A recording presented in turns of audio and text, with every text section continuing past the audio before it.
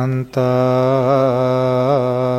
චක්ඛවාලේසු අත්‍රා ගච්ඡන්තු දේවතා සද්ධම්මං මුනි රාජස්ස සුනන්තු සග්ග මොක්ඛදං ධම්ම ශ්‍රවණ කාලෝ අයං භදන්තා ධම්ම ශ්‍රවණ කාලෝ අයං භදන්තා ධම්ම ශ්‍රවණ කාලෝ අයං භදන්තා නමෝ තස්ස භගවතු අරහතෝ සම්මා සම්බුද්දස්ස නමෝ තස්ස භගවතු අරහතෝ සම්මා සම්බුද්දස්ස නමෝ තස්ස භගවතු අරහතෝ සම්මා සම්බුද්දස්ස දුක්ඛං දුක්ඛ සමුප්පාදං දුක්ඛසත අතික්කමං අරියච්ඡට්ටංගිකං මග්ගං ඒතං අමත ගාමිනන්ති තී. ශ්‍රද්ධාවන්ත කාරුණික පින්නතුනි, දැන් අපි දෙවෙනි දවසටත් මේ වැඩසටහන තුල සිදු කරන ධර්ම සාකච්ඡාව නිමා කරලා ධර්ම දේශනාව සිද්ධ කරන්නටයි මේ බලාපොරොත්තු වෙන්නේ. දින 10ක් පුරාවට අපි සංවිධානය කරගත්ත මේ භාවනා වැඩසටහනේ අපේ ධර්මඥානය දියුණු කර ගැනීම සඳහා අපි සිදු කරන ධර්ම දේශනා මාලාවේ දෙවෙනි ධර්ම දේශනාවයි මේ සිද්ධ කරන්නේ.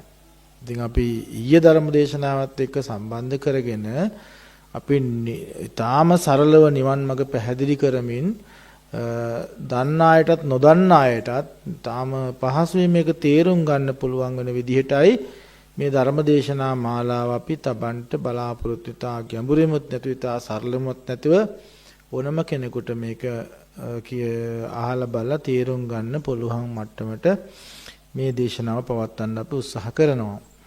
ඉතින් ඊයේ දවසේ අපි මේ නිවන් මගට බැස ගැනීම, නිවන් මගේ ආරම්භයක් ගන්නෙ කොහොමද, සම්මා දිට්ඨියෙන් කොහොමද අපි නිවන් මාර්ගයට බැසගන්නේ කියන කාරණේ පිළිබඳ පැහැදිලි කළා. අපි ඒකේ සාරාංශය දැන් මේ වෙලාවේ පොඩ්ඩක් මතක් කරගත්තොත්, ඉස්සෙල්ලාම අපිට මේ නිවන් මාර්ග යන්න නම් අපිට තියෙන ඕනේ මූලික සුසුකම උත්පත්ති කුසලයේ බලවත් වෙන්න ඕනේ. උත්පත්තියෙන් පිරිසුදු වෙන්න ඕනේ කියලා අපි කියනවා.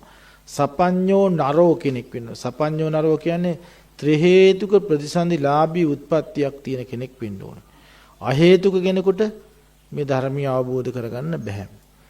ඒ නිසා යා අභාවී පුද්ගලෙක් හැටියට කියන්නේ දැන් අහේතුකව දැන් කෙලතුළුෙක් බවට පත් වෙලා මන්දබුද්ධිකෙක් කියලා ඉපදුනට මනුස්ස ලෝකේ ඒගොල්ලන්ට බෑ මේ ධර්මයේ තේරුම් ගන්න. දි හේතුක කෙනෙකුටත් බෑ. අනිවාර්යෙන් යා ත්‍රි හේතුක කෙනෙක් වෙන්න ඕනේ. ත්‍රි හේතුක උත්පත්තිය පිළිබඳව ඔබලාට පැහැදිලි කරගන්න මේ තියෙනවා නම් අර අභිධර්ම උගන්වන මහා කුසල් සිත්වල ත්‍රි හේතුක උත්කෘෂ්ඨ කුසල් සිත් තියෙනවා. සෝමනස් සහගත ඥාන සම්පේත අසංඛාරික සිත්ෝ, සෝමනස් සහගත ඥාන සම්පේත සසංකාරික සිත් දෙකක් තියෙනවා. උපේක්ඛා සහගත ඥාන සම්පේත අසංකාරික, උපේක්ඛා සහගත ඥාන සසංකාරික සිත් හතරක් තියෙනවා. මේ සිත් හතරෙන් එකක උත්පත්තියක් ලැබිලා තියෙනවා. ඉතින් මේ තවදුරටත් හොයලා බලන්න. ඉතින් එතකොට තමයි මේ කාරණේ පැහැදිලි වෙනවා. අපිට ධර්ම සාකච්ඡා වෙන වෙලාවේ ඕගලන්ට මේ දැන් මේ කියන සිත් පිළිබඳ ඕගලන්ට ගැටලුවක් මතුනොත් ඒ වෙලාවට ඒක අහන්න. එතකොට තවදුරටත් අපිට මේක පැහැදිලි කරගන්න පුළුවන්. දැන් මේ සිතක් කියවම ඕගලන්ට එකපාරට මේක තේරෙන්නේ නැහැ නේ. මේ මොකද්ද මේ සිත කියලා සමහර අභිධර්මයේ දන්නේ නැති අය දන්න අයට නම් තේරෙනවා මේ කියන කතාව මොකද්ද කියලා. ඉතින් ඒ වගේ ත්‍රි හේතුක විපාක සිතකින් උපදින කියන වෙන්න ඕනේ. එතකොට එයාට තියුණු ප්‍රඥාවකින් මේක කරන්න පුළුවන්කම තියෙනවා. ඊළඟට එයා මේ ජීවිතේ පංචානන්තරේ පාප කර්ම වගේ දේවල් කරලා නැති කෙනෙක් වෙන්න ඕනේ. යම් කෙනෙක් පංචානන්තරේ පාප කර්ම කරන්නේ කම්මාන්තරාවටපත් වෙලා ඉන්නේ. කර්මයක් වෙලා යාගේ. ඒ නිසා එයාට කොච්චර උත්සාහ කරත් මේ ජීවිතේ සෝවාන් මඟ අවබෝධ කරන්න බෑ. අම්මා මරලා තියෙනවා, පියා තාත්තා මරලා තියෙනවා. ඊට පස්සේ රහතන් වහන්සේ මරලා තියෙනවා. බුදුන්ගේ ලේසලවා තිනවා සංඝ බේදේ කර්මය කරලා තිනවා. ඒ පංචානන්තරී පාප කර්මයට අපි කියනවා කම්මාන්තරාව කියලා. ඒ කම්මාන්තරවටපත් වෙච්ච කෙනෙකුටත් මේ ජීවිතේ ධර්ම අවබෝධ කරන්න බෑ. කොච්චර එයා උත්සාහ කරත් එයාට මගපල නිවන් සාක්ෂාත් කරගන්න බෑ. ඊළඟට තව එකක් තියෙනවා කිලේසාන්තරාව කියලා කෙනෙක් මේ ජීවිතයේ නියත මිත්‍යා දෘෂ්ටිය දසවැදෑරු නියත මිත්‍යා දෘෂ්ටියක් තියෙන නත්ති දින්න නත්ති ඉත්තන් නත්ති උත්තන් නත්ති සුකට දුක්ඛාන කම්මාන පලං විපාකෝ නත්ති මාතා නත්ති පිතා ආදි වශයෙන් නත්ති අයං ලෝකෝ නත්ති පරලෝකෝ නත්ති සත්තා උපාතිකා නත්ති සමනා බ්‍රාහ්මණ සයං අභිඥා සච්චිගතවා පවේදෙන්ති. ඒ වගේ කර්මයේ කර්මඵලය මේ කිසිම දෙයක් විශ්වාස කරන්නේ නැහැ ඒගොල්ලෝ. අම්මා තාත්තා මෙලොව පරලොව දෙවියෝ විශ්වාස කරන්නේ නැහැ. බුදුන් දහම් සඟුන් විශ්වාස රහතන් වහන්සේලා කිසි දෙයක් විශ්වාස කරන්නේ නැහැ සමහර අය. ඒ වගේ නියත මිත්‍යා දෘෂ්ටිකත් එක නත්ති සුකට දුක්ඛටානම් කම්මානම් පලං විපාකෝ. හොඳ නරකවල විපාක විශ්වාස කරන්නේ නැහැ සමහර කෙනෙක්. හොඳ කරොත් හොඳ විපාකයක් නරක විපාක ලැබෙන්නේ විශ්වාස කරන්නේ නැහැ. ඒකට කියන්නේ නියත මිත්‍යා දෘෂ්ටිය කියලා කියන්නේ. අනේ නියත මිත්‍යා දෘෂ්ටිය ගත්ත අයටත් කවදාකවත් බෑ මේ ජීවිතයේ ධර්මාව. ඒ නියත මිත්‍යා දෘෂ්ටිය කරොත් මිදෙන්න පුළුවන්. සත්පුරුෂයෙක් මොන ගහලා සද්ධර්මයේ ශ්‍රවණය කළා අනේ මම මෙච්චර කාල වැරදි දෘෂ්ටියක හිටියා. මම දැන් වැරදි දෘෂ්ටිය අත්හරිනවා කියලා යාට සමාධිත්‍ය පිහිටන්න පුළුවන් නම් යාට පුළුවන් නිවන් දකින්න. අර කර්ම මොකද? නමුත් අර පංචානන්තරේ පාප කර්ම කරපු අයට නම් බුදුවරු මුණ ගැහුණත් මේක සිද්ධ වෙන්නේ නෑ. ඒකට කියන්නේ මොකද්ද? කම්මාන්තරාය මේ ඊට පස්සේ කෙලේසාන්තරාය තව එකක් තියෙනවා විපාකාන්තරා කියලා. විපාකාන්තරාව කියලා කියන්නේ මේ ජීවිතේ ඒක හදන්නත් බෑ. විපාකාන්තරාව හදන්නත් බෑයි. විපාක කියන්නේ මේ ජීවිතේ අපි දි හේතුක අ හේතුක උපදිනාය. සුගති අ හේතුක කියලා උපදිනවා. අන්දගුළු බීරි මන්ද බුද්ධි කියලා. ඉතින් ඒකට විපාකයක් නෙකි. ප්‍රඥාව නැති උපදින දි හේතුකයි. අලෝභ දෝෂ දෙකකින් විතරක් උපදින්නේ අමෝහේ නෑ ඒ හිතවල ප්‍රතිසංසිතවල. එතකොට ඒ සිතින් උපදින කෙනාට ධර්ම අවබෝධයක් ලබන්න බැහැ. විපාකාන්තරා කියලා ඒකට අපි අයින් කරන්න වෙනවා. ඊළඟට තව එකක් තියෙනවා උපවාදාන්තරාව කියලා. මේ උපවාදාන්තරාව කියලා කියන්නේ ආර්යයන් වහන්සේලාට දොස් කියපු අයට. සෝවහන් වෙච්ච අයට බුද්ධ ප්‍රසේ බුදු මහරහතන් වහන්සේලාට එතකොට මගපල්ලාභී උතුමන් වහන්සේට කෙනෙක් දෝෂාරෝපණය කරලා තිනවා නම් ඒ දෝෂාරෝපණය කරපු අයටත් මාර්ගඵල ලබන්න බෑ. ඒකට කියන්නේ ආර්ය උපවාදය කියලා අපි කියන්නේ. ආර්ය උපවාදය කරපු අය ඒ ආර්යයන් වහන්සේ ළඟට ගිහිල්ලා සමාවක් කරගත්තොත් තමන් කලේ වැරද්දක් කියලා එතනින් පස්සේ කර්මේ නැති වෙනවා. ඊට පස්සේ යාට පුළුවන් වීර්යය වඩන්න. ඉතින් ඒ නිසා ඔය කිලේසාන්තරාය උපවාදාන්තරාය දෙකට පුළුවන් chance එකක් තියෙනවා. ඒ දෘෂ්ටි අයින් කරලා ඒ වැරදියෙන් නිවැරදි වෙලා නිවන් දකින්න පුළුවන්. අනිත් අයට එහෙම බෑ. තව එකක් තියෙනවා පඤ්ඤාති වීතික්කමන අන්තරාව කියලා. දැන් ඔබලාට නිවන් දකින්න යන කෙනා අවම වශයෙන් තියෙන උණු සීලය තමයි පංචශීලී. පංචශීලියවත් රකින්න බැරි කෙනෙක් එතනින් එහාට හිත වඩනවා කියන එක සිද්ධ වෙන්නේ නැහැ. ඉතින් මොකක් හරි ඔබට ප්‍රාථමික සංවර සීලය කියලා එකක් තියෙනවා. අනුමන්තේසු වජ්ජේසු බය දස්සාවි. කුඩා වරදෙත් බය දකිමින් හික්මෙන්නා වූ සීලයක් ඔබට තියෙන්න ඕන. ඔබ දැන් පන්සිල් ටික නම් පන්සිල් ටික අකණ්ඩව රකින්න ඕන. හරි? ඔබ ආජීවාෂ්ටමක සීල නම් ඒක රකින්න ඕන. උපෝසත අට්ඨාංග සීල ඒක ගහට දස සීල නම් එහෙමයි. සාමනීර සීල නම් එහෙමයි. උපසම්පදා සීල නම් එහෙමයි. දැන් සාමනීර සීලයේ උපසම්පදා සීලයේ ගත්තොත් අහසේ පොළොව වගේ ලොකු පරතරයක් තියෙනවා. ඒතකොට ගිහි සීලයේ ගත්තොත් පන්සිල් අතර අනිත් සීල් අතර ලොකු වෙනසක් තියෙනවා. දැන් කෙනෙක් හිතන්න පුළුවන් මට පන්සිල් රැකලත් කෙනෙකුට නිවන් දකින්න පුළුවන් නම් මම දැන් දස සිල් සමාදන් වෙලා ඉන්නේ. මම විකාල භෝජනේ කරනවා. ඒ ඉතින් විකාල භෝජනේ කරන ප්‍රශ්නය නෑ. පන්සිල් රකින්න නිවන් දකින්න පුළුවන් නේ. ඒ විකාල භෝජනයේ ශික්ෂාපදේ කඩනවා. නච්චකීතවාද ශික්ෂාපද කඩනවා. අර පන්සිල් ටික රකින්න හැබැයි. අබ්‍රහ්මචර්යාවත් ආරක්ෂා කරනවා.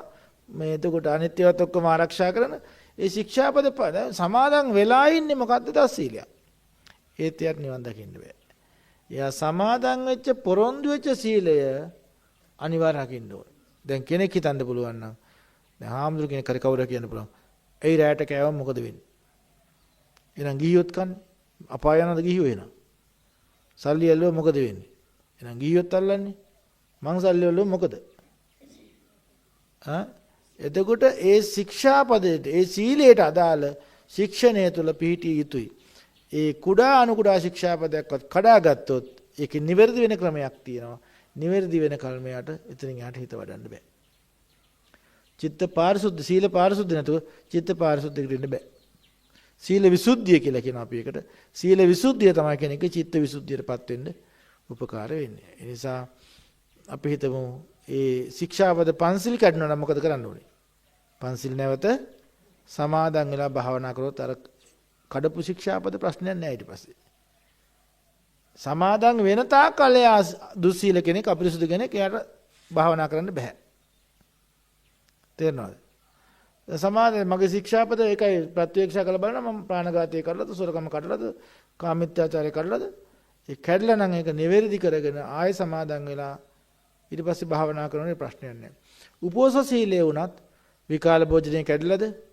නච්ච කීත වාද කැඩලාද? මාලා ගන්ධ විලේප ඒව කැඩලාද? කැඩලා නම් ආයෙ සමාදන් කරන. ඊට පස්සේ ඔබට ස්වර්ග මෝක්ෂ අන්තරාකරණ වෙන්නේ නැහැ. ඊළඟට සාමනීර සීල නම් දැන් සාමනීර සීලය ඊට වඩා වෙනස් එකක්. ඒ ශික්ෂාපද 10ම එකට බැඳලා තියෙනවා. සාමනීර කෙනෙක්ගේ. එකක් කරනොත් 10ම ඉවරයි. පනාදපත වෙරම සික්ඛාපදං කියලා සමාධියමගේ සික්ඛාපදං කියන නවත්තනවා. අන්තිමට තමයි කියන්නේ ඉමානි පබ්බජ්ජා දස් සික්ඛාපදාමි සමාදියාමි කියලා. ඉමානි පබ්බජ්ජා දස් සික්ඛාපදානි සමාදියාමි කියලා ඔක්කොම එකට එකතු කළ දන්වල පුරුක් ටිකක් වගේ එකට අමුණනවා ශික්ෂාපද. විකාල භෝජනේ කැඩුවොත් සාමාන්‍ය කෙනෙක් ශික්ෂාපද 10ම කැඩෙනවා. එක බොරුවක් කිව්වොත් ඔක්කොම කැඩෙනවා. එතකොට දැන් ඒකේ මුල් පහ කැඩුනොත් එහෙනම් මොකද වෙන්නේ? මුල් පහ කැඩුනොත් මුල් පහ කියන්නේ ඔය ප්‍රාණඝාතය, අදත්තා දානය, අබ්‍රහ්මචර්යාව, මුසාවාදේ, සුරාපානය.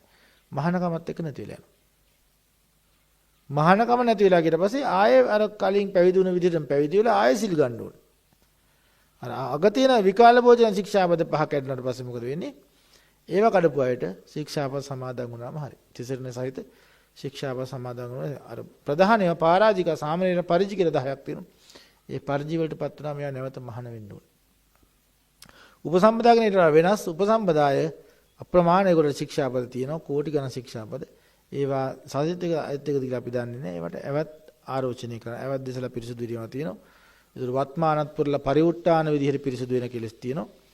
සම්පූර්ණ පිරිසුදු වෙන්න බැරි මේවත් තියෙනවා. පරාජික කරන පස්සේ දැන් සාමාන්‍යයෙන් පරාජික කරන පස්සේ මහානකම අලුත් කළා ආයේ මහානකමේ පිළිහෙන්න පුළුවන්. හැබැයි කවදාකවත් උපසම්පදා භික්ෂුවක් පරාජික වුණොත් නැවත ඒ ජීවිතේ කවදාකවත් උපසම්පදාවටපත් වෙන්න බෑ.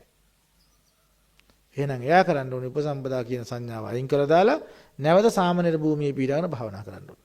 එතකොට යාට මාර්ගඵල ලබන්න පුළුවන්. ඒ නිසා මේ විදිහට අපි ඒ පඤ්ඤාති වීතික්කමන අන්තරාව කියලා කියන්නේ ඔය ශික්ෂාපද හරියට රකින්න නැතුව නම් මේ වැඩේ කරන්න බෑ.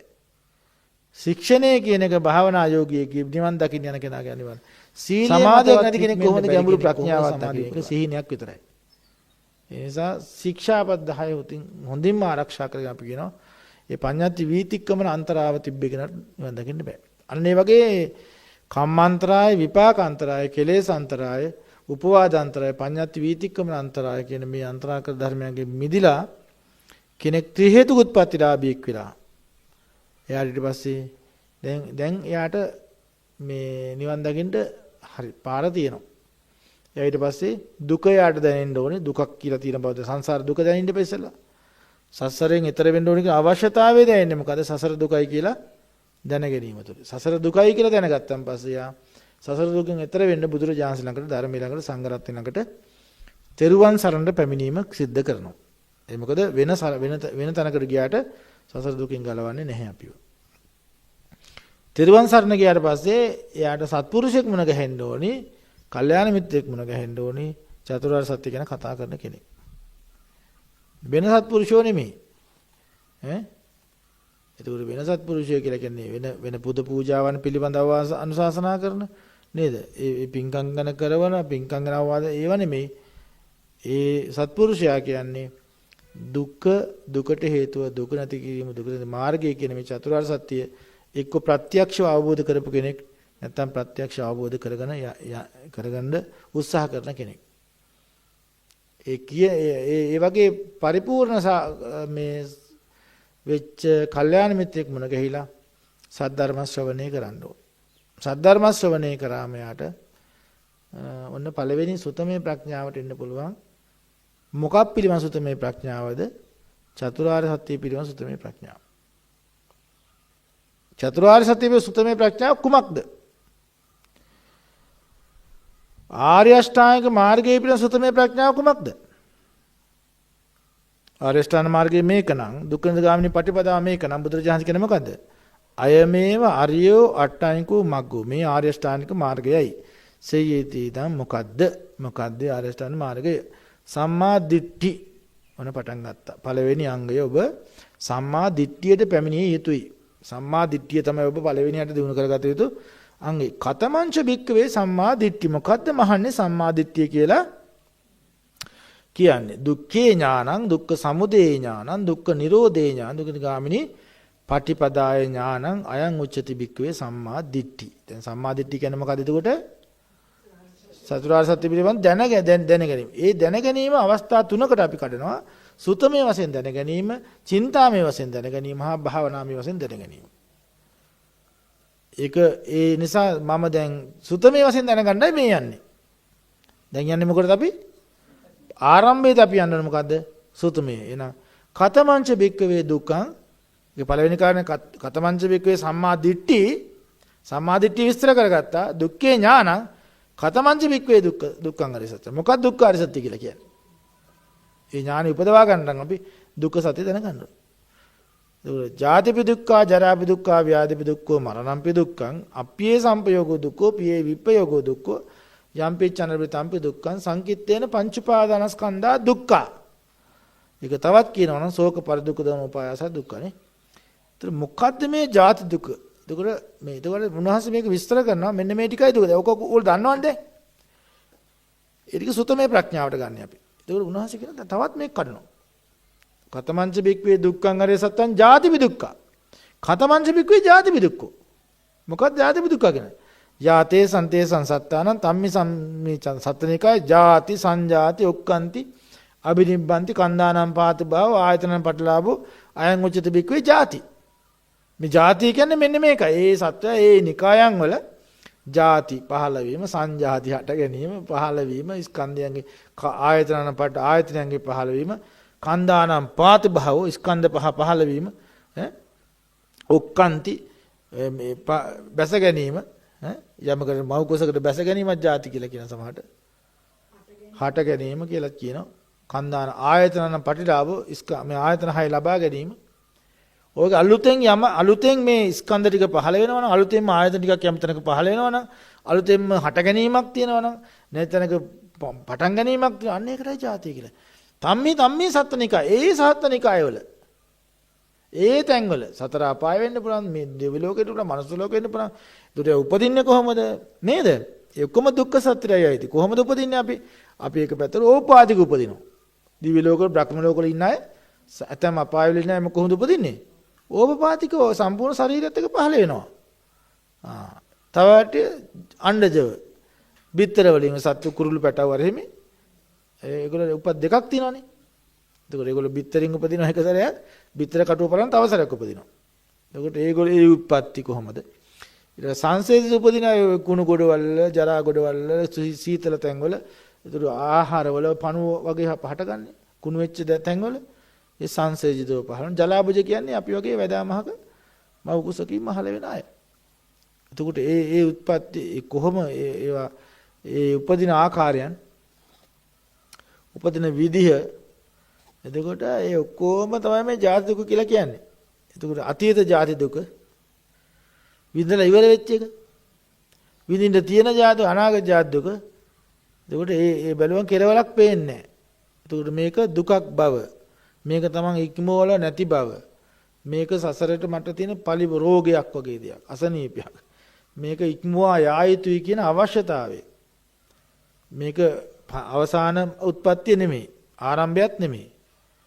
අනවරාග්‍ර සංසාරේ ඇවිදින සංසාර ගමනක මේ වගේ භයානක උත්පත්ති ලැබමින්, භයානක ශරීර කුඩ ලැබමින් මේ යන ගමන නිස්සාර එකක්.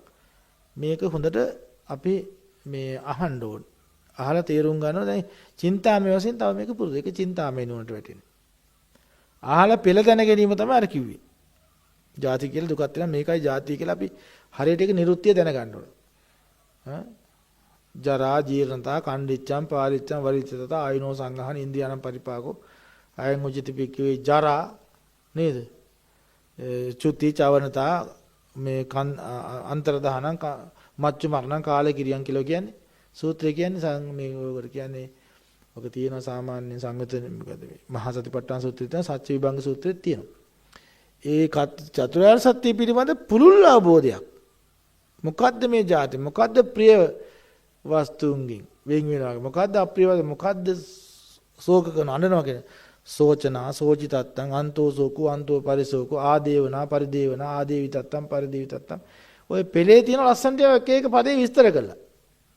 මොකද්ද අඬනවා කියලා කියන්නේ? එතකොට අපි අපේ අත්දැකීම් එක ඇඳීම දකලා අපි අඬන එක කවද්ද ඉවර කරන්නේ?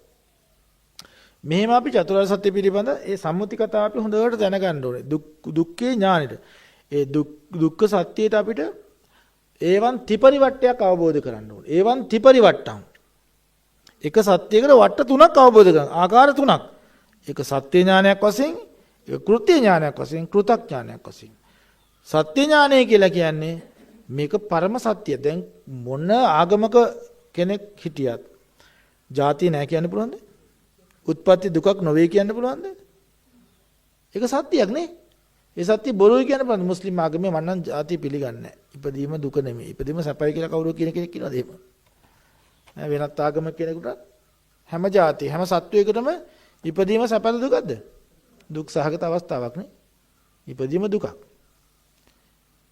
දැන් මව්කුසේ ඉපදීම දුකක් නොවේ කියලා අපි හිතන්න පුළුවන්. අනේ මන්නම් මව්කුසේ හොඳ සුගතියකට ආවා. හොඳයි. දෙවියෙක් වෙලා උපදින එකත් සැපයි කියලා හිතමුකෝ. හපාය උපදින එක. ඒකත් જાතියනේ. ඒ ಜಾති ශේස්ත්‍රයක් නේක. අවීච මාර්ගයේ ඉපදීම ಜಾති ශේස්ත්‍රයට අයිති. ಜಾතිය කියන වපසරියට අයිති ඒක. ඒ නිසා මේ හැම දෙයක්ම අප්‍රමාණ දුකක් බව දැනගන්න ඕනේ අපි. එතකොට ඔහොම එක එක දුක පිළිබඳ අපි ගවේෂණාත්මක ගමනක් යන්න ඕනේ. ඒකට ඔයගොල්ලෝ කැමති සූදානම්ද? අනම්මනම් මුකුත් ඕනේ නැහැ.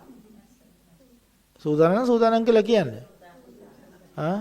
මොකද දන්නවද? දැන් අපි අර සූත්‍ර මේ සූත්‍ර මොන සූත්‍ර කඩපාඩම් කරත් වැඩක් නැහැ. ඇත්ත අපිට අදාළ දේ කඩපාඩම් කරන්නේ. මොකද්ද අපි මේ චතුරාර්ය සත්‍ය හොයාගෙන යනකොට අපි සූත්‍ර කඩපාඩම් කරනවා. අර ගාථා මේ ගාථා ඔක්කොම බලනවා. නමුත් අපි අදාළ දේ බලන්නේ නැහනේ. ආර්ය අෂ්ටාංග මාර්ගය තමයි ඉතාම වැදගත්ම දේ. ඒක පිළිබඳ සුතවත් ශ්‍රාවකෙක් වෙන එක තමයි වැදගත්ම දේ මාර්ගය පිළිබඳ. දැන් මාර්ගයට අරහෙමින් දාපු තුන පහට එකතු කරා අරක එකතු කරගන්නේ නැහැ.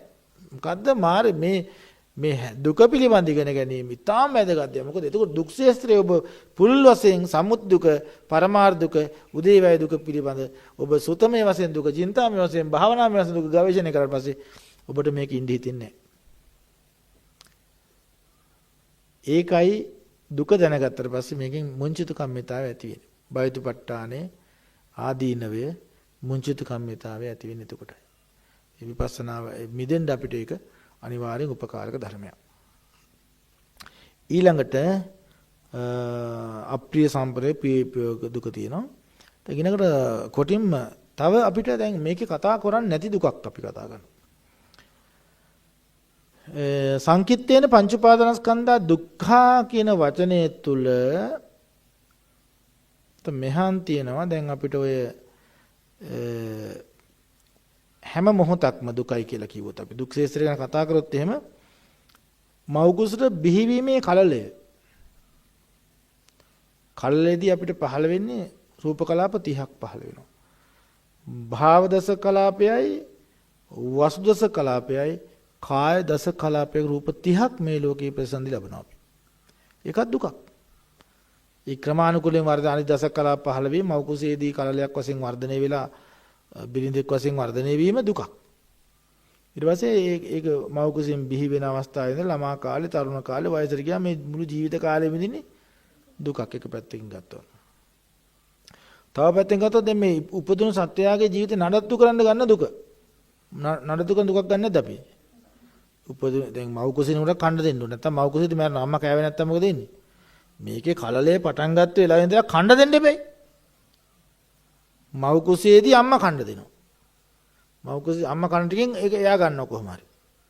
ඊට පස්සේ දැන් මෙයා බාහිරට ආවට පස්සේ කිරිබිලා පෝෂණය වෙනවා. ඊට පස්සේ ආහාර ಜಾති කරනවා. ඊට පස්සේ එයා තමනින් හොයාගෙන කනවා. ඕබොම මේක කොච්චර කවද්ද නතර වෙන්නේ ඒක?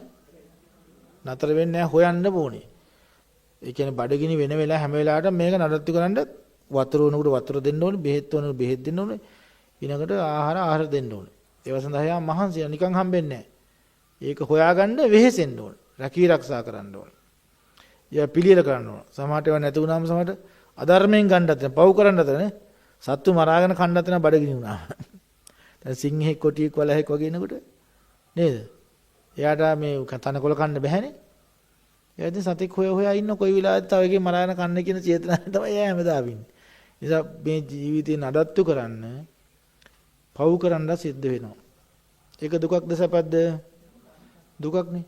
ඒක දැන් ඔයගොල්ලෝ දැන් මේ අපි මිනිස්සෙක් කියලා ඉන්න ටික දැන් ගොවිතැන් කරන්න ඕනේ. කඩේට දෙන්න ඕනේ. සල්ලි ගියේ ගන්න ඕනේ. සල්ලි අරන් එළවලිය මේ අරගෙන ඇවිල්ලා ඒවා නිකන් කන්න බෑනේ ගෙනාවට පස්සේ. නේද?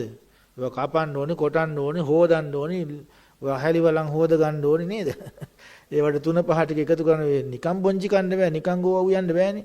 නිකන් අලබතල උයන්න බෑ. ඒවට මිරිස් දාන්න ඕනේ, 3-5 දාන්න ඕනේ, මේ 3-5 ටික කොහොම දාන්න ඕනේ, තෙල් දාන්න ඕනේ. විවිධාකාර ඒවා දාලා අරවා හදන්නත් ඕනේ. හදලා ඒවා පිඟන් වලට බෙදාන කන්නත් ඕනේ. ඔක්කොම දුකක් නෙමෙයි. ඉතින් මේ නඩත්තු කිරීමේ දුක. දැන් මේ ඉපදුනාට පස්සේනේ ඊට පස්සේ ඇඳුම් ඕනේ වෙන ඇඳුම් හොයන්න ඕනේ. එක එක කාලෙට එක එක ඇඳුම් හොයන්න ඕනේ. එක එක තැන්ට ගැලපෙන ඇඳුම් හොයන්නත් ඕනේ. පන්සලට යන්න බෑනේ මගුල් ඇඳුම් පිටින්. මගුල් ගෙදරට වෙනම ඇඳුමක්. ඔෆිස් එකට වෙනම ඇඳුමක්. පන්සලට තව ඇඳුමක්. ගෙදර ඉන්නකොට තව ඇඳුම්. රැයට තව ඇඳුම්. දවල්ට තව ඇඳුමක් නේ. ඒවා හොයන්න බෑ දැන් අපි. ඒතර ඇහැට දාන්න ඕනේ, අතපයට දාන්න ඕනේ, කකුලට දාන්න ඕනේ.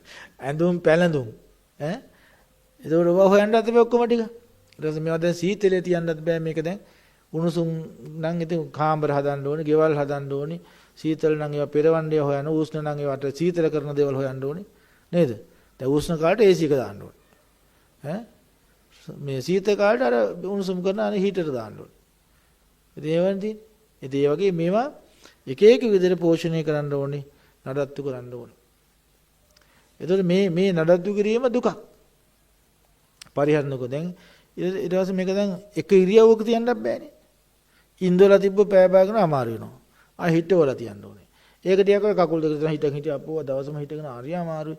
දැන් ඊට නිදා ගන්නත් බෑ. අයියෝ දැන් නැගිටින්න මෙච්චර නිදාගෙන මට එපා වෙලා තින්ද මේ ඇඳේ ඉඳලා නැගිටින්නත් හිතනවා නේ. ඔය වගේ ඉරියව් හතරට මාරු කර කර ඉන්නත් ඕනේ හැම වෙලාවෙම. ඒක දුකක් නෙවෙයිද? දුකයි. ඉතින් මේකේ තමයි මේ ඔක්කොම අපි මේ හොඳයි කියලා පරිහරණය කරන්නේ. ඊළඟට මේකෙන් එළියට දානවා මේක ඇවිල්ලා අසෝචි නිෂ්පාදනාගාරයක් නේ. කුණප නිෂ්පාදනාගාරයක්. කුණප කර්මාන්තශාලාවක්. මේකට දාන්නේ ඔක්කොම හොඳ අමුද්‍රව්‍ය ගානේ. හොඳ ප්‍රණීතව රස දේවල්, පැහැපත්ව ලස්සන ඒවා නේ. කන ඒවා ලස්සන කරනවා, ඩෙකොරේෂන් කරනවා, ඔක්කොම කරනවා. ඒ වුණාට මේකට මේකෙන් එළියට දානකොට ඒවා කිසි ලස්සන කරන්න කෙනෙක් නැහැ. මේක නව දොරකින් පිට කරනකොට හැමදාම උදේට දවල්ට හවරට පිරිසිදු කර ගන්න ඕනේ. ඇඳුම් පැළඳුමක් අඳත් මේ ශරීරයේ දවස් දෙකක් අඳනකොට ඒවා සෝදලා පිරිසිදු කර ගන්න ඕනේ. ඒ වගේ හැම තැනක ලෝම කූපයක් ගන්න මේකෙන් කුණප එළියට එනවා. හැම තැනින්ම ශරීරේ. නේද? අර මේ කුණු උතුරන මේකක් වගේ හැලියක් වගේ හැම වෙලාවෙම මේකෙන් උතුරනවා. ඒවා පිට කරන්න සෝද ගන්න. කොච්චර සේදුවත් ඉවරෙකුත් නැහැ. ඉතින් ඒකට මේ සමස්ත දුක පරිහරණ දුක මේ. මේවත් දුක. ඒතර මේකට අපිව දාගත්ත යම්කිසි මම ශ්‍රී ලාංකිකයෙක්. මම ලංකාවේ මිනිහෙක්. දැන් මං ඉන්දියාවත් එක්ක තරහයි. ඒව නඩත්තු කරන්න බෑ. මම මේ කුලේ, මං උසස් කුලේ මිනිස්සෙක්, මං පහත් කුලේ. එහෙම කියලා ඒ කුලව නම් මම නඩත්තු කරන්න තිබේ. ජාති මං ආගම බලන්නේ මං බෞද්ධයෙක්. මං අනේ ඒව නඩත්තු කර මගේ නම මෙහෙම මගේ වැදගත්කම තියාගන්න තිබේනේ. මගේ නම මගේ වැදගත්කම ඒ ගහපු ලේබල් ඔක්කොම පරිහරණය කරා. ඒවා ඩිංගක් හරි කෙනෙක් පළදු කරොත් එහෙම තරහ යනවා. නඩත්තු කර ගන්න. ඒවට ගැළපෙන ජීවත් වෙන්න ඕනේ. ගෙවල් හදන්න ඕනේ. Taman දාගත්ත ලේබලට අනුව ඒ තමන්ගේ උසස් මට්ටමට අනුව ගේ හදන්න ඕනේ. යාන වාහනේ ගන්න ඕනේ. නේද? හිතෙනවනේ මම මේ වගේ රජයේ උසස් නිලධාරියෙක්. මම උසස් රස්ස මම මේ බුස් බයිසිකලෙ වැට්ටියන්නේ. වැඩ ගැළපෙන්නේ නැහැ නේ මට ඒක. මට උසස් වාහනයක් ගන්න ඕනේ. ඒ වගේ අපිට හැම වෙලාවෙම මේ හැම දෙයක්ම දුකක් වෙලා තියෙනවා. මානවගත දේවල් නම් කරපු දේවල් නේ බැඳීම් හදාගත්තේ බින්නකොට දැන් ළමා කාලේ ළමයිට අදාළ දුකක් තියෙනවා. ඉගෙන ගැනීමේ දුකක් තියෙනවා. තරුණ රස්සා කිරීමේ දුකක් තියෙනවා. ආයතන වැඩ කරනකොට කෙනෙකුට යටත් වෙලා එක එක්කෙනාගේ යටතේ සේවය කරන්න වෙනවා. සමහරට විවේකයක් ගන්න වෙලාවක් නැහැ. බැනුම් අහන්න වෙනවා. නින්දා අපහාස අහන්න වෙනවා. ඒකත් දුකක්. ඒකට මේ කසාද බඳිනවා, විවාහ වෙනවා, ළමයි හදනවා, ගෙවල් හදනවා. දරුවන්ගේ දරු මල්ලු බලා ගන්නවා. එතකොට කෙරවලක් නැති බැඳීම් එක දුකක් හට ගන්නවා. නැද්ද? තියෙනවා. ඔය ඔක්කොම දුකයි අයිති. දැන් ඔබේ හිත මේ මොනවා කරත් හිත ඇඳීම නවත්තන්නේ නැහැ. මොනවා දුන්නත් ඒ ඇති කියනවද? මැ මදි මේකනේ අර කෝණ කියලා හැම වෙලාවෙම ඉල්ලනවා. කවදාක තෘප්තිමත් නැහැ. දැන් මං සංවර වෙන්න ඕනක හිත රාගෙන් යටපත් වෙනවා. දේශයෙන්, මෝහයෙන්, ඉරිසියාවෙන්, ක්‍රෝධයෙන්, පරිගැනීමෙන්, වේදනාවෙන්, පසුතැවිල්ලෙන් හැම වෙලාවෙම අකුසල් වලින් යා අපිව පීඩාවටපත් කරනවා. ඒක සැපද දුකද? සමස්තයම දුකයි. ඉතින් ඕවා හිතන්නද පුළුවන් මේ කියන්නේ? දැන් ওই මහ ලොකුට ජීවත් වෙනවා කියන ওই ටික ඇතුළේ නේද ඉන්නේ? එතකොට ඔය ඔක්කොම අපි කතා කරන සම්මුති දුකක් හැටියට. ඊළඟට ඕකේ තියෙනවා පරමාර්ථ දුකක්. අපි කියන්නේ පංච උපාදානස්කන්ධා දුක්ඛා කියලා. එතකොට ඒ පංච උපාදාන දුක්ඛා කියනකොට දැන් සම්මුති දුක දැන් අපි කතා කරේ එක එක ලෝකවල තියෙන ආවේනික දුක සම්මුතියෙන් කතා කරාට පරමාර්ථ වශයෙන් කතා කරනකොට සමස්ත ලෝක සියල්ලටම අදාළ දුකයි මේ කියන්නේ. එතකොට පරමාර්ථ වශයෙන් ගත්තොත් දැන් ඔබ දැන් හිතන් ඉන්නේ අර සම්මුති දුකේ තුල මම ඉන්නවනේ.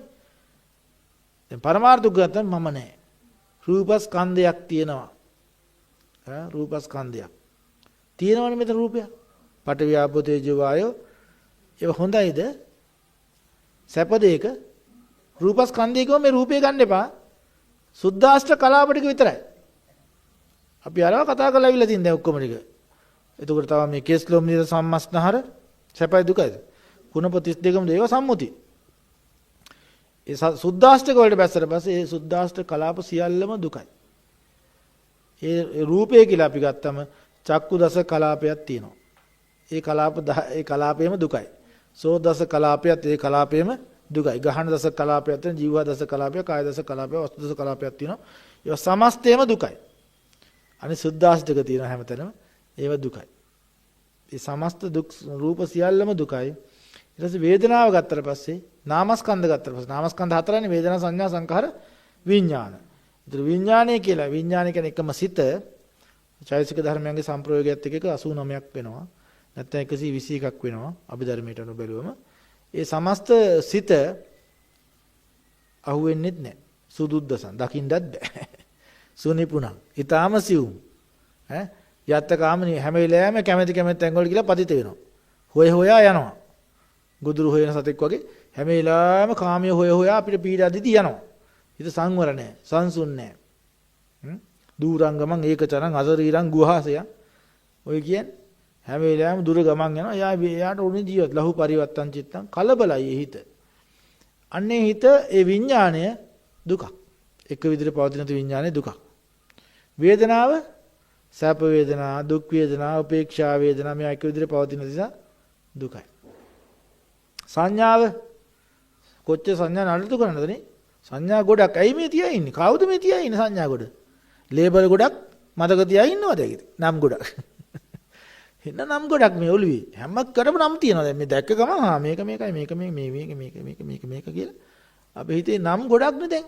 ඇහෙන් ගන්න ඒ වගේ නම් ලේබල් ටිකක්, කනෙන් ගන්න ඒ වගේ ශබ්ද සංඥා ටිකක්, නාසයෙන් ගන්න ගන්ධ සංඥා ටිකක්, මේ නරක ගඳක්, මේ අහවල් එකේ ගඳ, මේ අහවල් එකේ සුවඳ, මේ අහවල් සුවඳ, මේ අහවල් ගඳ කියලා ගන්ධ සංඥා, රස සංඥා කොච්චරද නේ? කන ඒ වගේ හැම එකේම රස සංඥාවල්. මේ අහවල් කැම රස, මේ අහවල් කැම රස, මේ පෙන් රස, මේ අඹුරු රස, මේ කැම රස, මේ කැම රස කියලා අපි ඔක්කොම මේ සංඥා ඒවට රස සංඥා කියලා කියන්නේ. පොට්ටබ්බ සංඥා, ස්පර්ශයන් පිළිබඳ සංඥා, ධම්ම සංඥා, මනසින් ගන්න අරමුණ සංඥා. ඒවා ලේබල් කෙරවලක් නැහැ. ඒව නඩත්තු කරන්න ඕනේ. උපාදාන වෙලා. ඒව නිසා නිතරම පීඩාවටපත් වෙනවා. ඊළඟට මොකද්ද? සංඛාර. කුසල වශයෙන් රැස් කරපියෝ. හොඳයි නරකයි කියලා ඇගීම් කරපියෝ. මම මගේ කියලා දෘෂ්ටියෙන් ගත්තේ. ඒවත් දුකයි. ඊට පස්සේ විඤ්ඤා මේ පංචස්කන්ධයම දුකයි. මේ පංචස්කන්ධය ගත්තොත් ඔන්න ඕක තමයි හැමතැනම තියෙන්නේ. රූප වේදනා සංඥා සංකාර මේ ශක්තියින් පහ හැම කෙනාටම හැම සත්වයකටම තියෙනවා. ඒකට අපි කියන්නේ මොකද්ද? පරමාර්ථ දුක. ඒක උපාදාන කරොත් මොකද වෙන්නේ? ඒක උපාදාන කරොත් ඒක උපාදාන කරලා තමයි දැන් ඔය අපි මේ මේ රූප අල්ලන් ඉන්නේ නොදන්න කම නිසා. මේ පංච උපාදානස්කන්ධය තමයි අපි උපාදාන කරලා තියෙන මේ ව්‍යවහාරයට අරන් ඇවිල්ලා. ඒක අපි මෝහයෙන් නම් කරලා ඒ සුද්ධාෂ්ටක අපිට පේන්නේ නැහනේ. මේ පරමාර්ථමය ස්වභාවය පේන්නේ සම්මත ස්වභාවයට ගෙනilla ඒකේ සත්ත්ව පුජ්‍යල ආත්ම සංඥාවල් ලබා දීලා ඇගීම් දීලා වටිනාකම් දීලා මේක මගේ නොවේ මේකට මං කැමතියි මේකට මං අකමැතියි කියලා අතීත දේවල් අනාගත දේවල් වර්තමාන දේවල් හැම තැනම ඒවට බැඳීම. අතීතේ මම හිටපුවා. අතීතය ගැන ඊයේ පෙරද වින්ද දේවල් මතකයිනේ. වින්ද හැටි මතකයි, සිදුවෙච්ච දේවල් මතකයි, ඇහපු දේවල් මතක නැද්ද? මතකයි. ඒ අතීතය තුල අපිට මතකයක් තියෙනනේ අතීත උපාදාන. අනාගතේ අපාය උපදීද, දිව්‍ය ලෝකෙ උපදීද, කොහේ යයිද? අනාගතේ හෙට මොකක් වෙයිද? ඒ අනාගත උපාදාන. වර්තමානයේ උපාදාන. මේ රූප, වේදනා, සංඥා සමේ පංචස්කන්ධ අධ්‍යක්ීම වලට අපි මමත්වයේ කරගෙන ඒක මගේ කරගෙන ව්‍යවහාරයට ගෙනලා උපාදාන කරපිට අපින උපාදාන ස්කන්ධ කියලා. ඒතර ඔනෝයේ විදිහට මේ සියලු පංචස්කන්ධ අපායේ තියෙන ස්කන්ධ හතරක් තියෙනවා. අපාය සත්වය කියලා අපි ව්‍යවහාර කරනවා දැන්. එයාගේ සුද්ධාෂ්ටක කලාව එතන අපාය සත්වයක් ඉන්නවා කියලා එයා දැනගත්තට එතන සත්වයක් නැහැ. පරමාර්ථමය වශයෙන් පරමාර්ථ ධර්මතාවයක් විතරයි තියෙන්නේ. දැන් ඒ දිව්‍ය ලෝකවලත් බ්‍රහ්ම ලෝකවලත් තියෙන සුද්ධාෂ්ටක කලාප ටිකත් එක්ක තියෙන මේ නාමස්කන්ධ හතර නම් මේ පංචස්කන්ධේ නම් ඒකේ පැවැත්මට අපි කියන උදේවය වෙනවයි කියන එක. ඒක හැම වෙලාවෙම වෙනස් වෙන. ඒකට අපි කියන්නේ මොකද්ද? උදේවය දුක්ඛය. ඇති වෙන වෙනස් වෙන නැති වෙන දුක්ඛය. විපරිණාම දුක්ඛය හැම වෙලාවෙම තියෙනවනේ දෙකේ. වෙනස් නොවන රූපස්කන්ධයක් කොහෙද තියෙන්නේ? මේ සුද්ධාෂ්ටක කලාප කොච්චර සීතෝෂ්ණාදී හේතු නිසා මේ රූපය කොච්චර ඉක්මනින් වෙනස් වෙනවද? ආරමුණ එතකොට මේ රූපය කොච්චර වේගයකින් වෙනස් වෙනවද කියන්නකෝ. වේගය නම් කරන්න පුළුවන්ද? මේ විදුලියක් ගලන වේගයට සමාන කරන්න පුළුවන්ද? බෑ. ඒ තරම් වේගවත් රූපය කියන එක අතිශයින් වේගවත්. තප්පරයකට කෝටි ප්‍රකෝටි ගණක් වෙනස් වෙන්න පුළුවන් ඒක. ඒ තරම් වේගවත් ධර්මතාවයක් තමයි රූපස්කන්ධේ වෙනස් වීම පරිණාමය. උත්පාද වය ක්‍රියාවලිය. වේදනාව වෙනස් වෙන්නේ නැද්ද? සංඥා වෙනස් වෙන්නේ නැද්ද? සංකාර, විඥාන, පංචස්කන්ධයේම හැම වෙලාවෙම විපර්යාසයටපත් වෙනවා. ඒතර කෝ සත්‍යය? උත්පාද වය ධම්මිනෝ ඇති වෙනවා නැති වෙනවා. වත සංකාර අනිත්‍ය. ඒකාන්තයෙන් සංස්කාරය අනිත්‍යයි. කියන්නේ පංචස්කන්ධය අනිත්‍යයි. වත සංකාර අනිත්‍යයි. ඒකාන්තයෙන් පංචස්කන්ධය අනිත්‍යයි. උපාද වය ධම්මිනෝ ඇතිවීම නැතිවීම ස්වභාවකට පවතිනවා. උපජ්ජිත්වා නිරුද්ධಂತಿ. ඒක අතීතෙට ගියට පස්සේ ආය අහුවෙන්නේ නැහැ ඒක අපිට. ඒක ඉවරයි. පංචස්කන්ධ අධ්‍යක්ීමට අවස්ථා දෙකක් නැහැ. එකම එක අවස්ථාවයි තියෙන්නේ. දැන් මේ වේදනාව දැන් ඔයගොල්ලෝ වේදනාවක් විඳිනවනේ ශරීරයේදී අරමුණු කළ බලන්න ශරීරය හිතේ හරි. ඒ වේදනාව මේ වෙලාව විතරයි. මේ කතා කරන වචනේ, මේ අහන අවස්ථාව, මේ ජීවත් වෙන අවස්ථාව මේ වෙලාව විතරයි. ඊළඟ වෙලාවේ මේක ආයෙ ගන්න බෑ කවදාකවත්. අවස්ථා දෙකක් සංසාරේ එක විදියට සිද්ධ වෙන්නේ නැහැ. ඒ ගෙවිලා ගියා නම් එතනම තමයි ආයෙකට යන්න පුළුවන්ද? යන්නත් බෑ. මගේ කරගන්නත් බෑ ඒක. නමුත් අපි මෝහයෙන් මේක මගේ කරගන්න ඕන ඊයේ මම හිටියා කියන එකට. නමුත් එතන එක නිරුද්ධ වෙලා ඉවරයි. ඒකට කියන්නේ විපරිණාම දුක්ඛ. ඇතිවීම හා නැතිවීම පිළිබඳ දුක. උදේවය දුක්ඛය. අන්නේ උදේවය දුක්ඛයෙන් සෑම වෙලාවකම පීඩා ලබනවා සත්වයා. උදේවය දුක නැති අවස්ථාවක් තියෙනවද සංසාරේ කිසිම සත්වයකට? පංචස්කන්ධය වෙනස් නොවන පංචස්කන්ධයක් සතර අපායේ, මනුස්ස ලෝකේ, දිව්‍ය ලෝකේ, බ්‍රහ්ම ලෝකවල, අරූපී බ්‍රහ්ම ලෝකවල පංචස්කන්ධය වෙනස් නොවන අවස්ථාවක් තියෙනවද? නැහැ. හැම මොහොතකම විපර්යාසය සිද්ධ වෙනවා. උත්පාද වය ධම්මිනෝ සිද්ධ වෙනවා. උපජිත්වා නිරුද්ධන්තිත් වෙනවා. ඒකෝර කෝ සත්‍යය? නිරුද්ධ වෙලාගේ සත්‍ය අතර සත්වෙක් හිටියද? දැන් එන්න තියෙන සත්‍යය මේ සත්‍යයමද? දැන් මේ බල්බ් එක පත්තු කරලා තියෙනවනේ අපිනේ. දැන් බල්බ් එකේ කරන්ට් එක පිච්චිලා දැන් කරන්ට් එක ඇවිල්ලා බල්බ් එක පත්තු කරලා ඒක දහන වෙලා ඉවරයි දැන්. ගෙවිලා ඉවරයි. ඒකෙන් ආයෙ බල්බ් එක පත්තු කරන්න පුළුවන් ආයෙනවද ඒක? ඒක දැන් කොහෙද තියෙන්නේ? කොහෙවත් නැහැනේ. අපි මේ අතහරින අපිට අත්දැකීමට ඇවිල්ලා නිරුද්ධ වෙලා නාම රූප අත්දැකීම් සියල්ල uppajjitwa niruddhanti නිරෝධයටපත් වෙනවා. එන්න තියෙන සංස්කාර දැන් මේ එන්න තියෙන කරන්ට් එක දැන් අපි අත්දකින්නවද? නෑ. දැන් මේ කරන්ට් එකට මොකද වෙන්නේ? මේකත් වෙනස් වෙන ශක්තියක් පමණයි. එතකොට සත්‍යය කියන්නේ මොන අවස්ථාවටද? දෙවියෙක් කියලා හෝ බ්‍රහ්මයෙක් කියලා හෝ තිරිසන් සතෙක් කියලා හෝ ලෝකේ අපි ව්‍යවහාර කරන සත්වයා කොයි අවස්ථාවේදී ඉන්නේ මේ විදිහට බලුවම මොන අවස්ථාවකවත් අපි සත්වෙක් නම් කරගන්න බෑ. ඒකට කියන්නේ උදේවය දුක්ඛය කියලා. උදේවය දුක්ඛයේදී සමස්තේම ප්‍රකම්පනයක් විතරයි. සමස්තේම ඇතිවීමක් නැතිවීමක් පමණයි. ඒක සැපද දුකද? විපරිණාමයේ සැපද දුකද? එතකොට එතකොට දැන් මේතන ඔයගලන්ට නැවත මැරිලා උපදින්න හොඳ තැනක් තියෙනවද ඒකට මේ ලෝකේ? වෙනස් නොවන තැනකට යන්න තියෙනවද? ලස්සන දෙයක් මේ ලෝකේ? කැත දෙයක්? අවලස්සන දෙයක් එහෙම මොකක්වත් නැහැ නේ.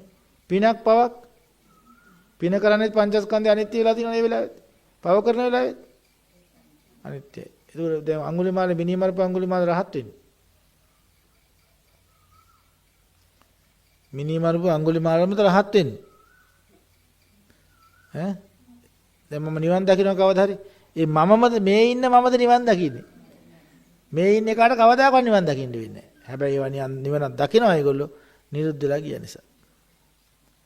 අත්දැකීමන උපජ්ජිත්වා නිරුද්ධාන්ති කියන තැන ඒව සදාහටම නිවන් දැකලා ඉවර ආයෙ වෙන්නේ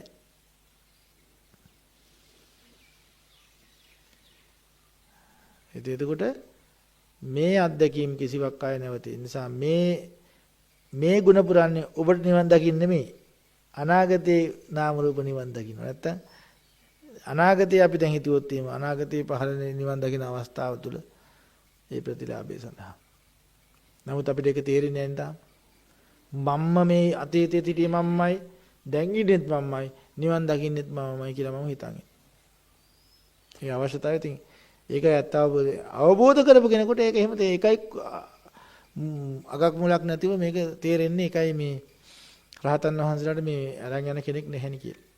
ඒ අවබෝධයේ පිටට පස්සේ නඩත්තු කරන කෙනෙක් නැහැ යාට.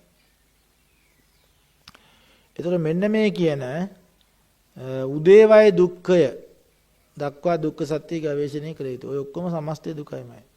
එහෙනම් ඒකයි බුදුහාමුදුරුවෝ කියන්නේ මහණනි යම් තැනක අසෝචි චුට්ටක් හරි ගෑවිලා තිබුත් ඒක අසෝචි අපිරිසුදුම තමයි. ඒ වගේ තමයි මේ ලෝකේ මං කිසිම තැනක සැපක් අසුරසනක් ගන්න මොහොතක්වත් මේ තුන් භවයේ තුලම සැපක් තියනවා කියලා කියන්නේ නැහැ. ශණයක්වත් සැපක් තියනවා කියලා කියන්නේ නැහැ. එහෙම තියනවා නම් නිවන පණවන්නේ නැහැ කියලා. සමස්ත තැනම පිරලා තියෙන එකම දුකකින්. මහා සාගරයේ යම්සේ ලුණු වතුරෙන් පිරලා තියෙනද හැම තැනම මේ සමස්ත සංසාර ගමනම සෑම මොහොතක්ම වෙන් කරන්න බැරි දුකකින් පිරලා තියෙනවා.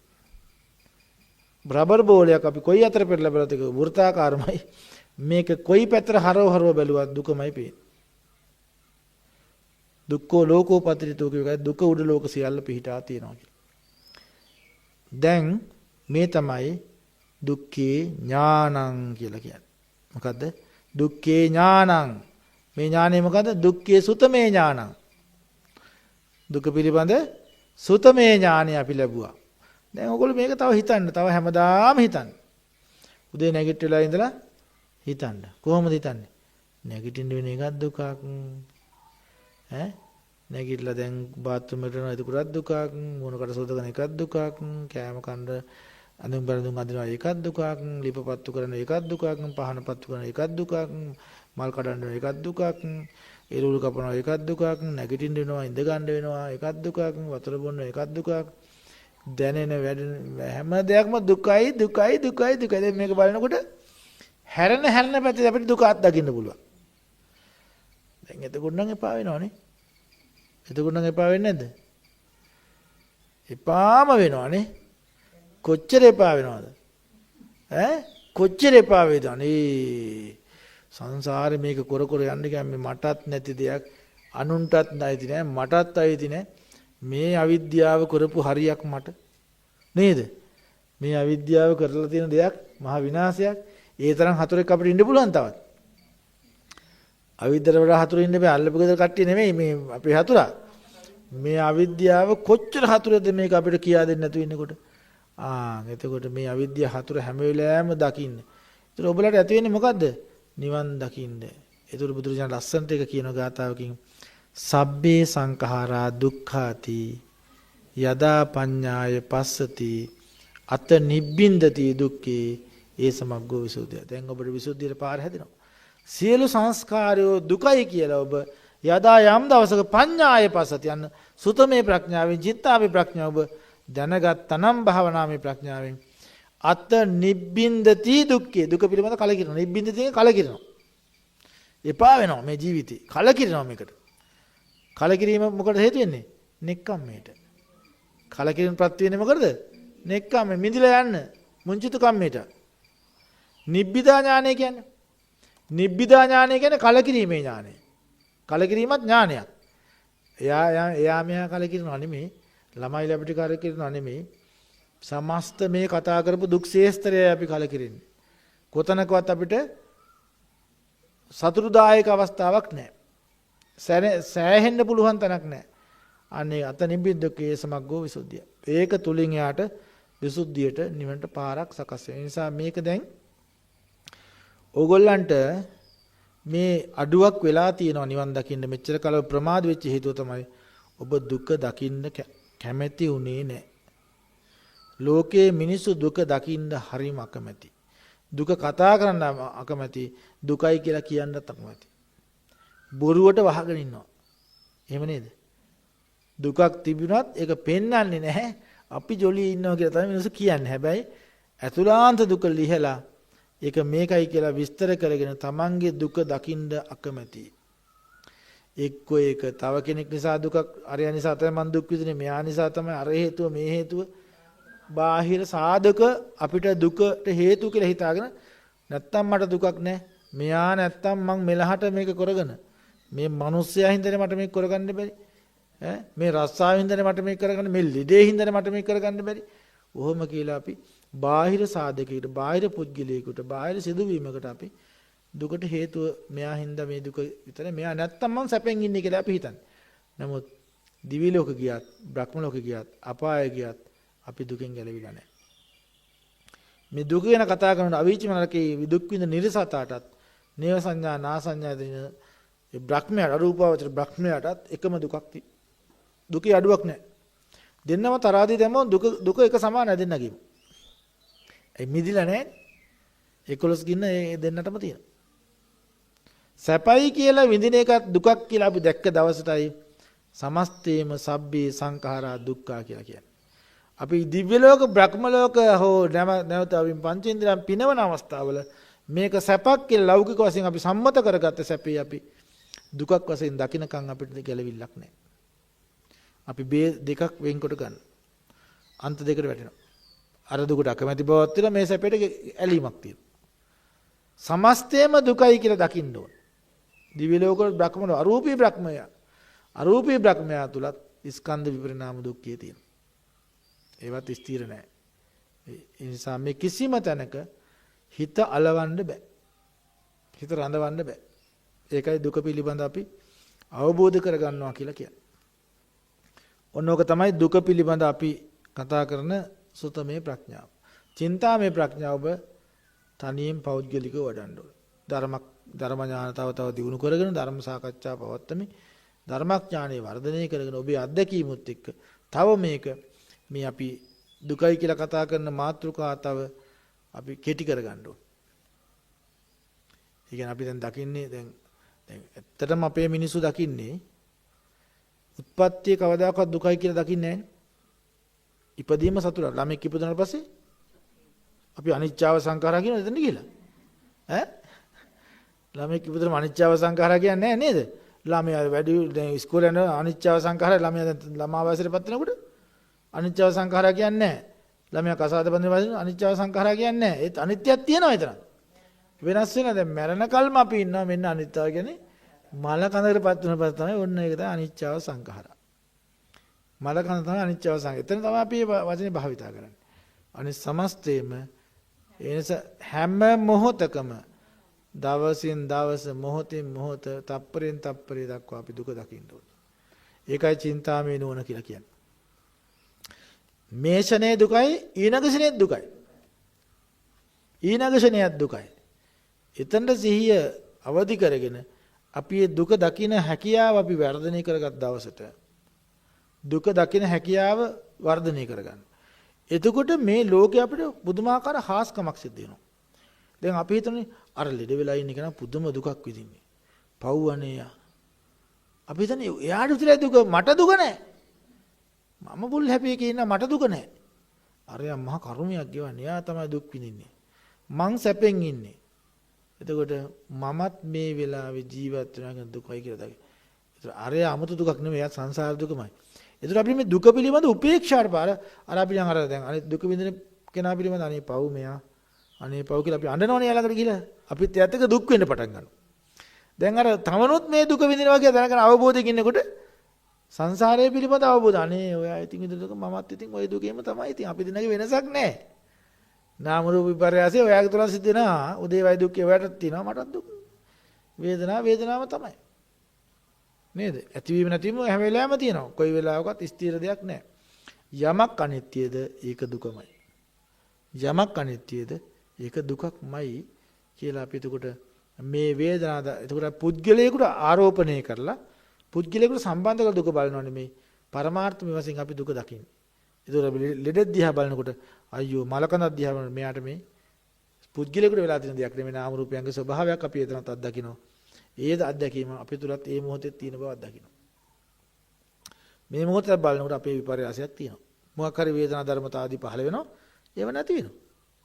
ස්ථිර නැති විපරිණාම දුක්ඛ හැම වෙලාවෙම අපිට අත්දකින්න පුළුවන්. මොහොතක්වත් ඒ නිසා දුක්ඛ සත්‍ය කියන එක අපි පුළුවන් තරම් දෛනික ජීවිතවලත් මේක හොඳට පුරුදු කරගන්න.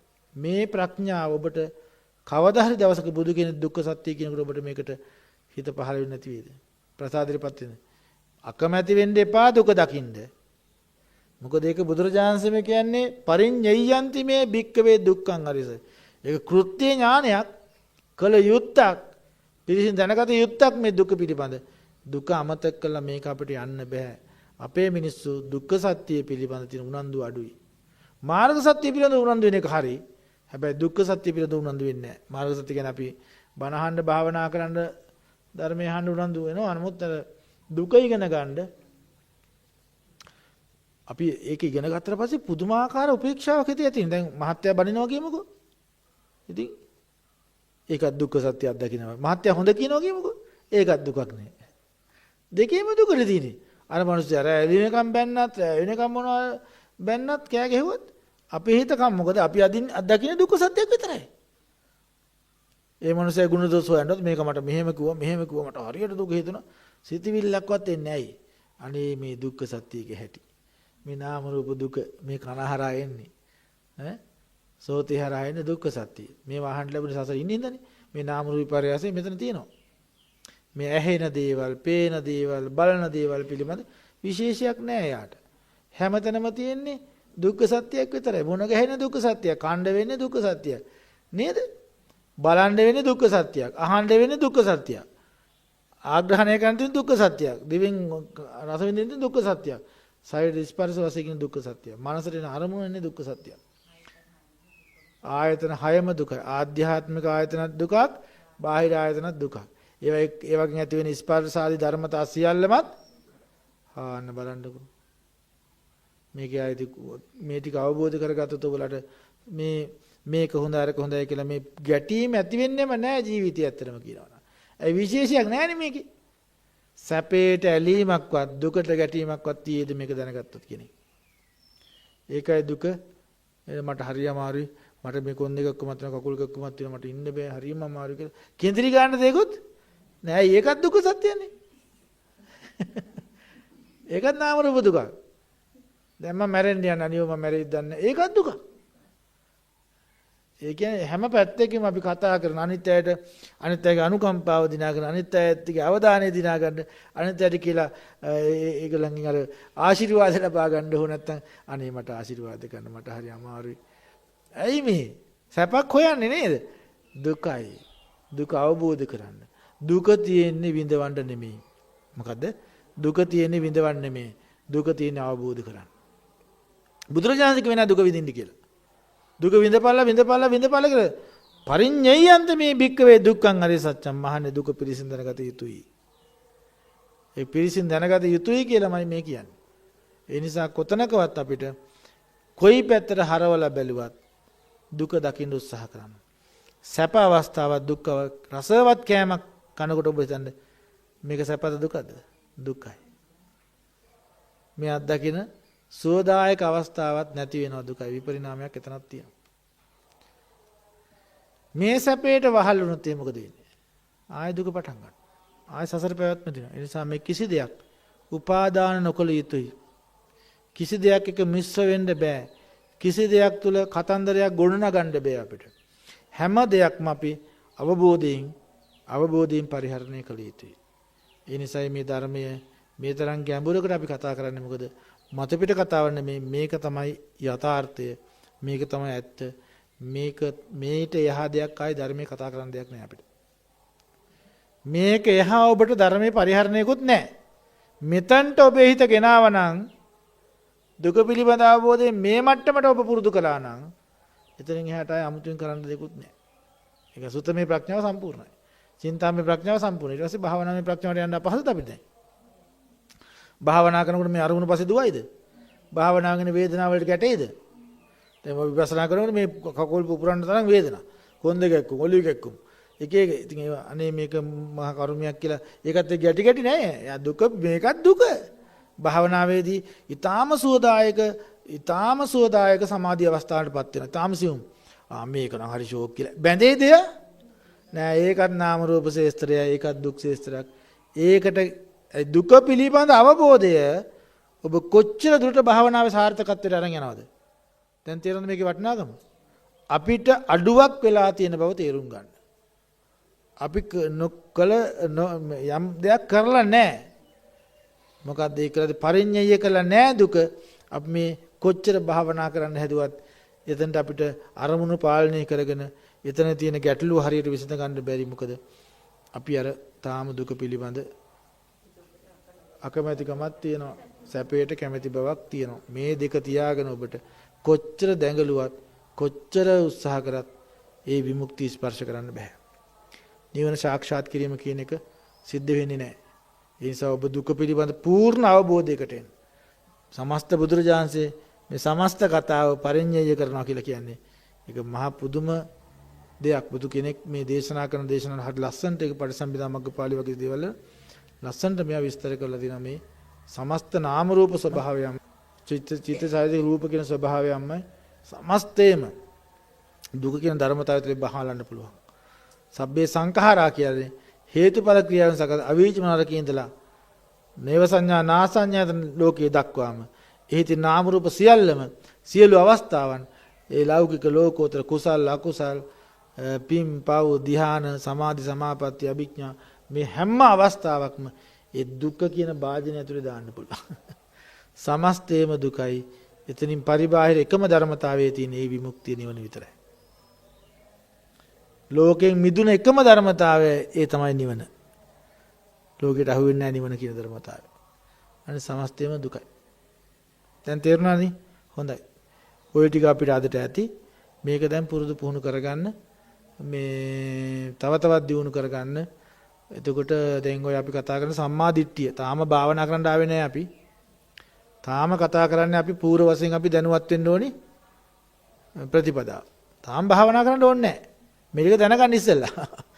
මොකටද භාවනා කරන්න ඕන කියලා නොදැනගෙන ඔය ඊභාගත භාවනා කළා වැඩක් නැහැ. දැන් ඉස්සෙල්ලා මේක ඉගෙන ගන්න චතුරාර්ය සත්‍ය පිළිබඳ හොඳ පුළුල් දැනුමක්, හොඳ වික්ත විසරද දැනුමක් ඔබ තුළ ගොඩනගෙන නිවැරදි පෙළට අනුව නිවැරදි සූත්‍රයට අනුව. හොඳයි. ඒ සඳහා ඔබ හැම දිනාටම ශක්තිය ධෛර්යය ආරක්ෂාව ආශිර්වාදයෙන් වඩු නොමදව ලැබේවා සැලසේවා කියලා ප්‍රාර්ථනා කරමු.